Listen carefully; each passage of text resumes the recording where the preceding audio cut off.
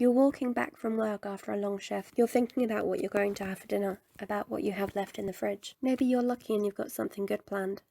Maybe your paycheck is barely stretching and you're thinking about eating the same cheap meal again. You don't hate your job, but you don't love it. You work long hours so you can pay your bills. You thought when you were younger that you did something amazing, but you just kind of did what everybody else did. You grew up.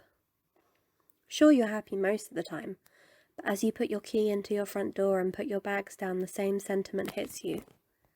You're past 25, your parents owned their house and were on their way to having you when they were your age, and yet here you are, renting and barely scraping by. Have you gone wrong somehow? Isn't your life meant to be more than this?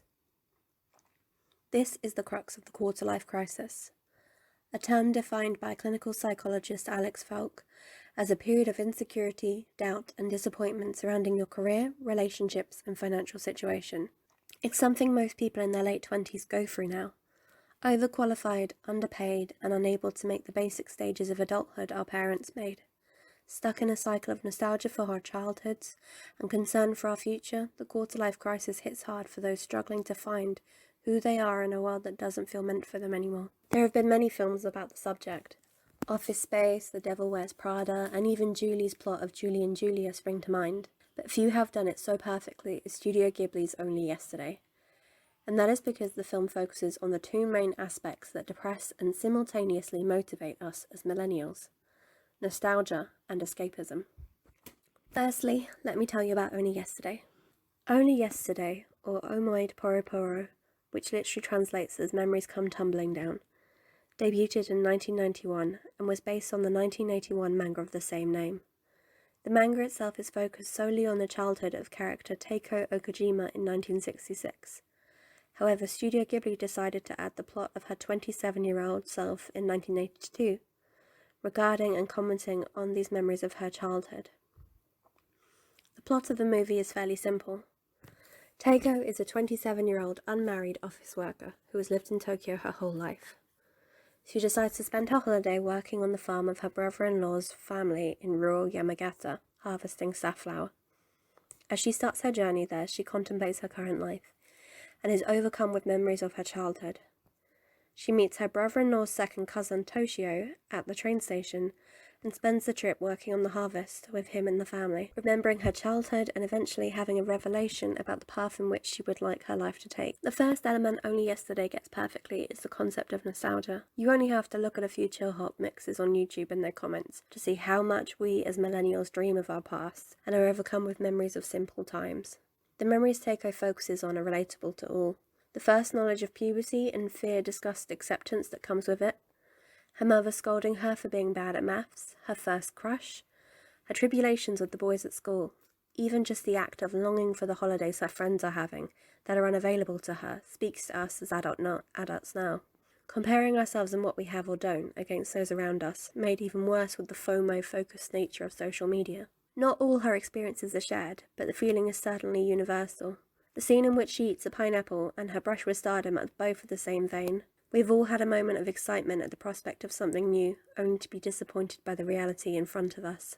At such a young age it hits hard, but the character learns, as we must too, by watching her favourite TV show, to laugh through her hardships.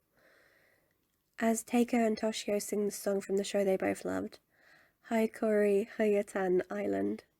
You may have hard times, you may have sad experiences, but we will never be discouraged. We don't want to cry, so let's laugh. Go ahead.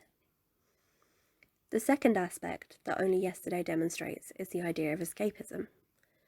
Teiko doesn't have a particularly amazing career. She's an office worker with an unspecified role. She's gently scolded by her family for being unmarried at 27 and has always longed to go to the countryside. This will be her second holiday out there and she clearly adores it.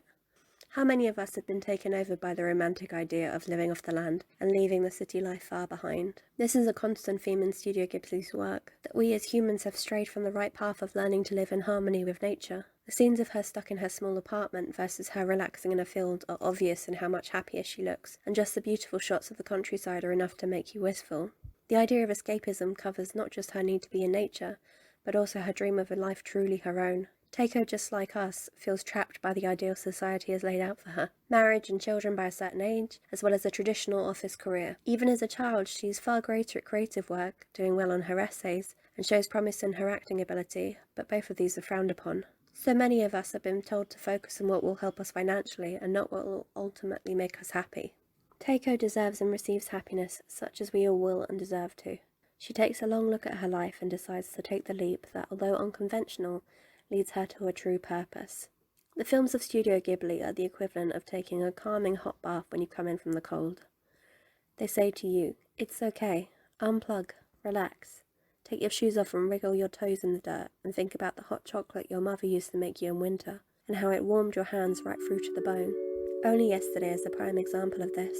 When we see Teiko smile, it's as though we are too being told it's okay to be lost, to compare yourselves to others, to feel you are somehow doing life wrong, but do not let these thoughts consume you. Let the memories of your childhood inspire your future, and let your yearning for a different world guide you to make the one you have now the best it could be.